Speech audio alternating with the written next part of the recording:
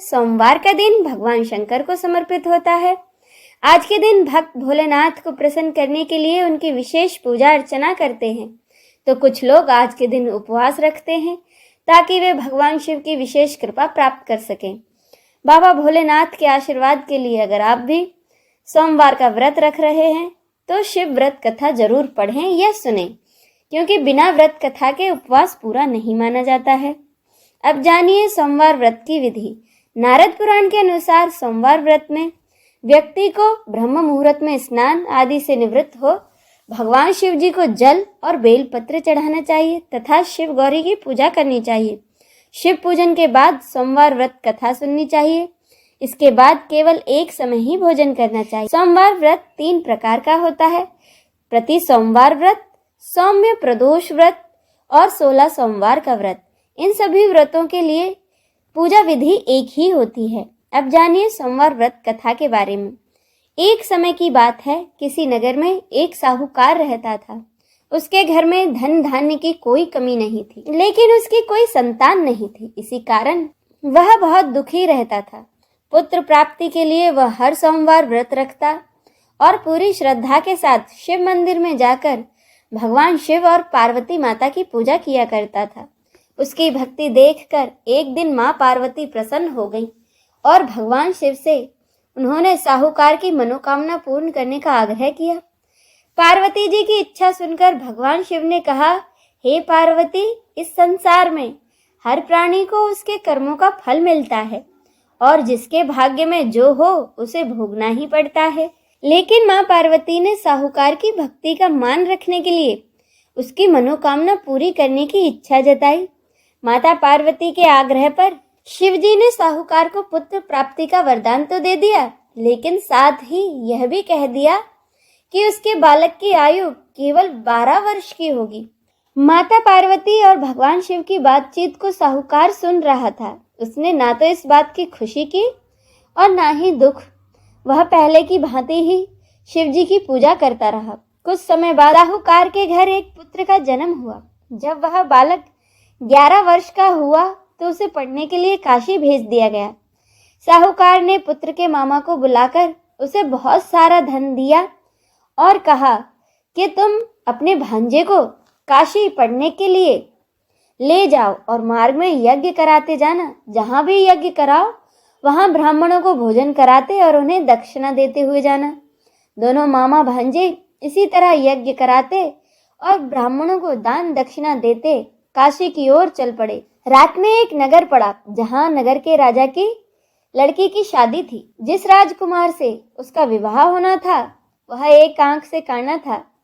राजकुमार के पिता ने अपने पुत्र के काना होने की बात छुपाने के लिए एक चाल सोची। साहूकार के पुत्र को देखकर उसके मन में एक विचार आया। उसने सोचा, क्यों ना इस लड़की को दुल्हा बनाकर राजकुमारी से विवाह करा दूं और विवाह के बाद इसको बहुत सा धन देकर विदा कर दूंगा और राजकुमारी को अपने नगर ले जाऊंगा।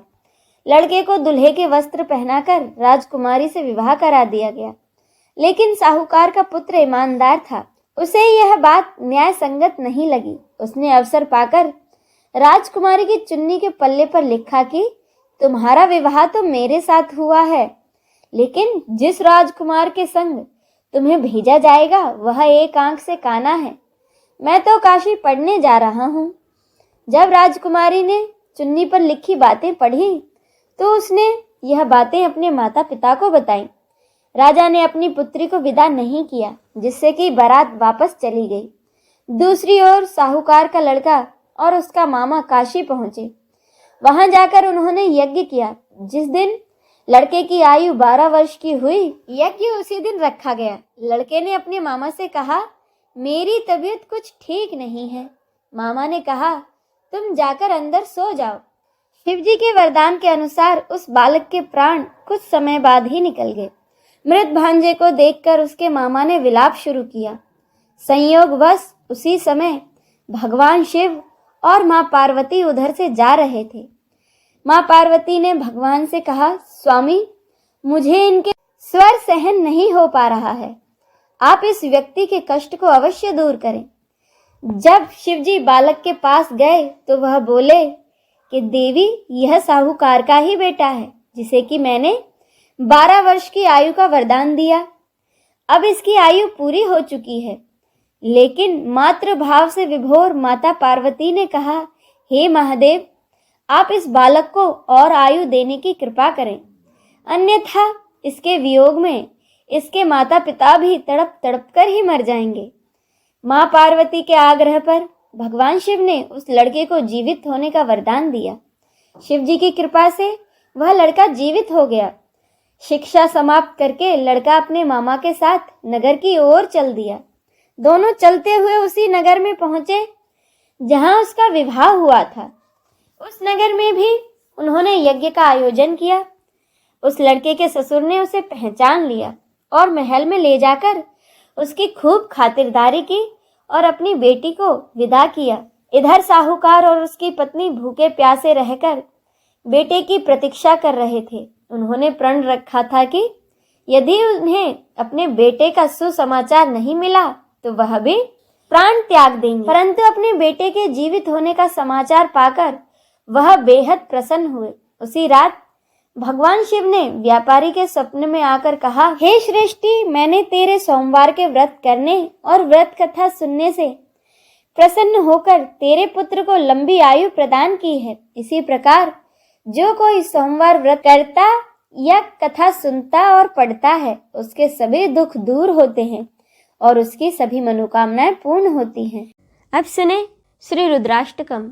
नमामि शमीशान निर्वाण रूपम विभुम व्यापकम ब्रह्म वेद स्वरूपम निजम निर्गुणम निर्विकल्पम निरेहम चिदाकाशमाकाशवासं भजेहं निराकारमोंकार मूलं तुर्यं गिराज्ञानगुतीतमीशं गिरीशं करालं महाकालकालं कृपालं गुणागार संसार पारं नतोऽहं तुषाराद्रिसंकाश गौरं गंभीरं मनोभूत कोटि प्रभासे शरीरम स्फुरन्मौले कलोलिनी चारुगंगा लसद भाल बालेन्दु कंठे भुजंगा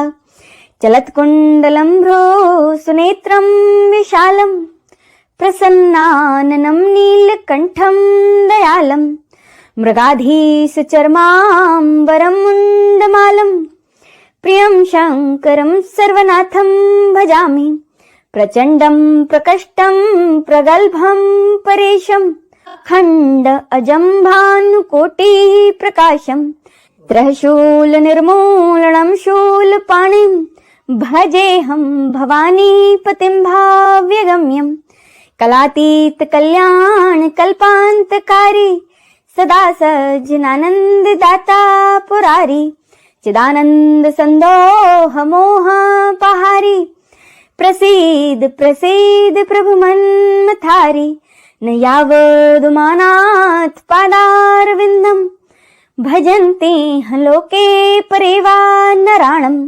वतावत् सुखं शांति संतापनाशं प्रसीद प्रभो सर्वभूतादिवासं न जानामि योगं जपं नीव पूजां नतोऽहं सदा सर्वदा सम्भुतुभ्यं जराजन्म दुःखोगतातप्यमानं प्रभो पाहि आपन मामेश शंभो रुद्राष्टकमिदं प्रोक्तं विप्रेण हरतोषे ये पठन्ति नरा भक्त्या तेषां शंभु प्रसदति इति श्री रुद्राष्टकम संपूर्णम।